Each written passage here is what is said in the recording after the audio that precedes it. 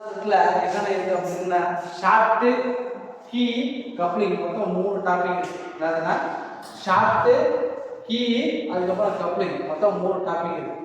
இதுல கீழ வந்து பார்த்தோம்னா 3 மார்க் ஒரு எடுத்தா வரலாம். அப்படி இல்லைன்னா என்ன எப்படி கேட்கலாம்னா ஷாஃப்ட் கீ இது ரெண்டையும் கேட்டு 7 மார்க் 14 மார்க்ஸ் கேட்கலாம். அப்படி இல்லைன்னா ஒரே சாய்ஸ் ஒரு ஆப்ல அடிக்கணும்னா என்ன கேட்பான் அப்படின்னா கப்ளிங் தான் கேட்பான். சரியா? கப்ளிங்னா என்னன்னா ரெண்டு ஷார்ட்டை கப்ளிங் பண்றதுக்கு பேர் தான் வந்து கப்ளிங்.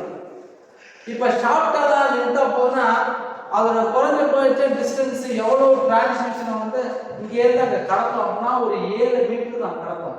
7.21 அடி தான் கடத்தோம். அதுக்கு மேல போச்சுன்னா என்ன ஆகும்னா ஒலாய் என்ன பண்ணும் அவுட்டர் அடிக்கும். அது அவுட்டர் அடிக்காம இருக்கிறதுக்கு என்ன பண்ணுவாங்க ரெண்டு ஷார்ட்டை என்ன பண்ணுவாங்க பிளான்ஸ் மூலியமா கப்பல் பண்ணுவாங்க. அதுக்கு பேர் தான் வந்து பிளான்சி கப்ளிங். இந்த பிளான்சி கப்ளிங் எதுல வருதுன்னா ரிஜிட் டைப் கப்ளிங். நார்மலா கப்ளிங் ரெண்டு வகையா பிரிக்கிறாங்க. ஒன்னு ரிஜிட் கப்ளிங், இன்னொன்னு ஃபிளெக்சிபிள் கப்ளிங். நமக்கு சிலபஸ்ல என்ன கொடுத்துருக்காங்க அப்படின்னா பிளான்சி கப்ளிங் தான் கொடுத்துருக்காங்க. இது எதுல வருதுன்னா ரிஜிட் டைப் கப்ளிங்ல வருது. இதுல மொத்தம் 3 டைப்பா பிரிக்கிறாங்க. ஒன்னு ப்ரொடக்டட், இன்னொன்னு அன்ப்ரொடக்டட், தேர்ட் ஒன் வந்து மெரைன். இப்போ ப்ரொடக்டர்னா என்ன, அன்ப்ரொடக்டர்னா என்ன அப்படின்னு கேட்டா இந்த போல்ட் எப்படி இருக்கு இந்த போல்ட் வெளிய நீட்டிருக்கா இது பேர் வந்து அன்ப்ரொடக்டர். அதே இந்த ஸ்டார்ட் எடுத்து இந்த மாதிரி ஸ்டார்ட் எடுத்து இந்த போல்ட் உள்ள இருந்தா அதுக்கு பேர் என்னன்னா ப்ரொடக்டர் டைப். மெரைன் கப்ளிங்ங்கிறது அது தனி. சரியா? மெரைன் கப்ளிங்ங்கிறது அது தனி. சரியா? பிளான்சி கப்ளிங்கோட டயகிராம் இதான். இது வந்து பார்த்தீங்கன்னா ஃப்ரண்ட் வியூ, இது வந்து பார்த்தீங்கன்னா சைடு வியூ. இதோட போட்டுனா இதுக்கு பேர்னா ஷார்ட். இந்த ஷார்ட்னா இந்த ஷார்ட். இதோட டயாமீட்டர்னா d. நெக்ஸ்ட் இந்த சர்க்கிள் போட்டு தெரியுமா? இந்த சர்க்கிள் தான் என்ன கேட்டா ஹப். இந்த சர்க்கிள் தான் என்னது ஹப். ஹப் வந்து பார்த்தீங்கன்னா கேபிட்டல் D. அடுத்து மூணாவது போட்டு தெரியுமா? இதெல்லாம் போல்ட்.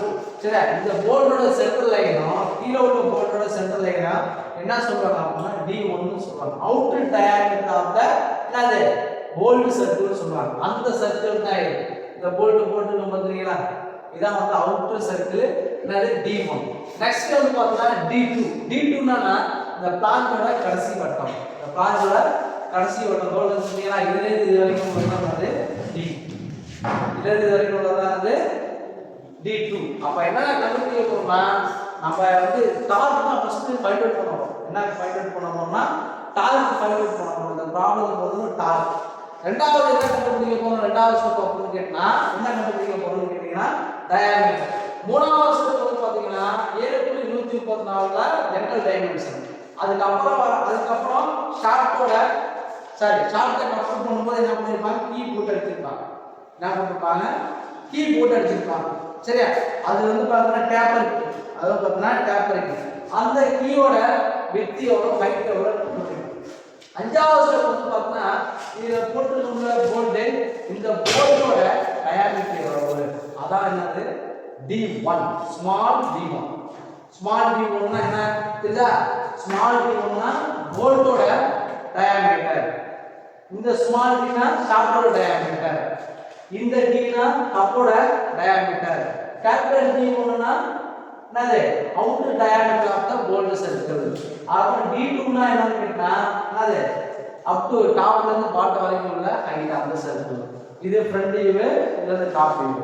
ஆறாவது ஸ்டெப்ல இருந்து 10வது ஸ்டெப் வரைக்கும் இந்த 4 ஸ்டெப். இந்த 4 ஸ்டெப் நம்ம என்ன பண்ண போறோம் அப்படின்னு கேட்டீங்கன்னா செக்கிங் ஃபெயிலியர் பண்ண போறோம். இதுல எது நொறுக்கும் அப்படின்னு கேட்டீங்கன்னா ரெண்டு நொறுக்கும். ஒன்னு என்னன்னு கேட்டா இந்த ஷார்ட்டை உள்ள போட்டு நம்ம அடிச்சிருப்போம். இப்படி பின்னு போட்டு அடிச்சிருப்போம். இந்த பின்னு நொறுக்கலாம், கிரஷிங் ஆகலாம். இந்த பின்னுனால கிரஷிங் ஆகலாம். அதுக்கப்புறம் இந்த போல்ட் பார்த்தீங்களா? இந்த போல்ட் என்ன பண்ணலாம்? நொறுக்கலாம். இது ரெண்டு தான் கிரஷிங் ஆகும். அதே மாதிரி இதுல சிஎஸ்எஸ் கண்டுபிடிக்க போறோம். எவ்வளவு சிஎஸ்எஸ் இருந்துச்சாங்க எதெல்லாம் ஸ்டீரிங் உண்டாகும் அப்படின்னா மொத்தம் 3 விதமான ஸ்டீரிங் உண்டாகும். ஒன்று ஹப்ல ஸ்டீரிங் உண்டாகும், பிளான்ட்ல ஸ்டீரிங் உண்டாகும், ஷார்ட்ல ஸ்டீரிங் உண்டாகும். இதுல என்ன ஃபைண்ட் அவுட் பண்ண போறோம் அப்படின்னு கேட்டா கிரஷிங் ஸ்ட்ரெஸ்ஸும் சியர் ஸ்ட்ரெஸ்ஸும் தான் ஃபைண்ட் அவுட் பண்ண போறோம். ஏன் இது நொறுக்கும் அப்படின்னு கேட்டா ஒரு அப்ளிகேஷனுக்கு போகுது. இப்போ நெல் அரைக்கிற மிஷின் வந்து பார்த்தீங்கன்னா நெல் பழைய காலத்துல என்ன பண்ணுவாங்க, அதுக்கு பேரு என்னமோ சொல்லுவாங்க, என்னன்னு கேட்டா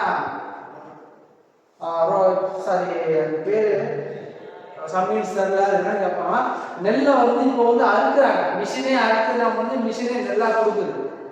முன்னாடி இதுக்கு முன்னாடி என்ன பண்ணுவாங்கன்னா கல்லை வந்து ஆளுங்க அறுப்பாங்க, அறுத்து கட்டி எடுத்து வந்து கிரஷர் மிஷின்ல போடுவாங்க. அந்த கிரஷர் மிஷினுக்குள்ள என்ன நடக்கும் அப்படின்னா ட்ரம்மு மேலும் ரொட்டேஷன் ஆகும். அதுக்கு பவர் எங்க இருந்து போனா டிராக்டர்ல இருந்து என்ன பண்ணுவாங்க ஷாஃப்ட் போட்டு அந்த கிரஷர் மிஷினுக்கு போகும். அப்ப நார்மலா போகும்போது சுத்திக்கிட்டு இருக்கோம், உள்ளுக்குள்ள என்ன பண்ற நீ வெயிட்டை தூக்கி என்ன பண்ற ஒரு நெல்லையோ இல்ல ஏதோ ஒரு அப்ளிகேஷனையோ உள்ள தள்ளும் போது என்ன ஆகும்னா அந்த இடத்துல என்ன உண்டாகும்னா ஒரு விதமான என்னது மூவ்மெண்ட் உண்டாகும். அந்த மூவ்மெண்ட் தான் என்ன சொல்லுவாங்கன்னா த்ரஸ்ட்னு சொல்லுவாங்க. த்ரஸ்ட்னு சொல்லுவாங்க. அந்த த்ரஸ்டை எதிர்த்துக்கிட்டு இந்த ஷாஃப்ட் சுத்தணும். இப்போ வந்து பார்த்தீங்கன்னா இன்ஜின்லாம் வந்து பார்த்தீங்கன்னா லோடு ஏற்றிட்டு போகுதுல, லாரி எடுத்துங்க, டாரஸ் லாரி எடுத்துங்க, டாரஸ் லாரியில பெரிய ஷாஃப்ட் இருக்கா, எங்க இருக்கு, இன்ஜின்ல இருந்து எங்க போகுது, பேக்ல ரியர் வீலுக்கு போகுது. ரியர் வீல் என்ன இருக்கு, டிஃபரன்ஷியல் இருக்கு. ஃபுல்லா லோடு ஏற்றிட்ட அந்த டேர்னிங்ல வளையும் போது பார்த்தீங்கன்னா அந்த ஆக்சில் வந்து என்ன பண்ணா சுத்திக்கிட்டே இருக்கு. டயர் எடுக்கும்போது மெதுவாக சுற்றும், டயர் நல்ல ஒரு சைடாக சாய்ந்து நல்லா இருக்கு. அப்போ டயருக்கும் தரைக்கும் ப்ளஸ் மேலே என்ன இருக்குது வெயிட் ஆக்ட் ஆகுதா, அந்த வெயிட் ஆக்ட் ஆகுறது எழுத்துக்கிட்டு சுற்றுது. அந்த த்ரஸ்ட்டை எழுத்துக்கிட்டு சுற்றும் போது என்ன நடக்கும், அதிகமான லோடு எடுத்துனா ஆகும் ஆக்சில் கட்டாயி நடுவில் கொடுக்கணும். அதனால வந்து பார்த்தீங்கன்னா ஆக்சிடென்ட்லாம் என்ன ஆகும் சென்டரில் கட்டாயி விடணும். அந்த வண்டிக்கு எவ்வளோ கெப்பாசிட்டி லோடோ அந்த அளவு தான் ஏற்றணும். அப்போதான் என்ன ஆகும்னா அந்த த்ரஸ்ட்டை ஏற்றிக்கிட்டு அந்த வண்டி என்ன ஆகும் வரும், இல்லைன்னா அது இடையில ஆக்சில் கட் ஆகிடும். அதே மாதிரி இதுலேயும் என்ன கட்டும், அந்த ஆக்சில் கட் ஆகும் போது பார்த்தீங்கன்னா ஃபர்ஸ்ட் அந்த யூனிவர்சல் கப்ளிங் போட்டுருக்காங்க தெரியுங்களா, யூனிவர்சல் கப்ளிங்ல என்ன நடக்கும்னா அது கோல்டு போட்டுருப்பாங்க, அது கட் ஆகிடும்.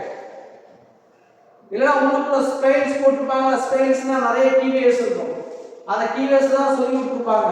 யூனிவர்சல் கப்ளிங் ஸ்பெயின்ஸ் போடுவாங்க, ஸ்பெயின்ஸ் எல்லாமே நொறுங்கி போடும், மறுபடியும் எடுத்து ரீகண்டிஷன் பண்ணி மாற்றம் இருக்கும், வேற யூனிவர்சல் கப்ளிங் மாற்றம் இருக்கும். இந்த மாதிரி ப்ராப்ளம் தான் ஆகும். எதனால வந்து இது நொறுங்கும், இது வந்து முறுக்கிட்டு போகும், அதாவது சீரனை முறுக்கிட்டு கட் ஆகும் அப்படின்னா இதுல ட்ரஸ்ட் ஃபார்மேஷன் ஆகும்.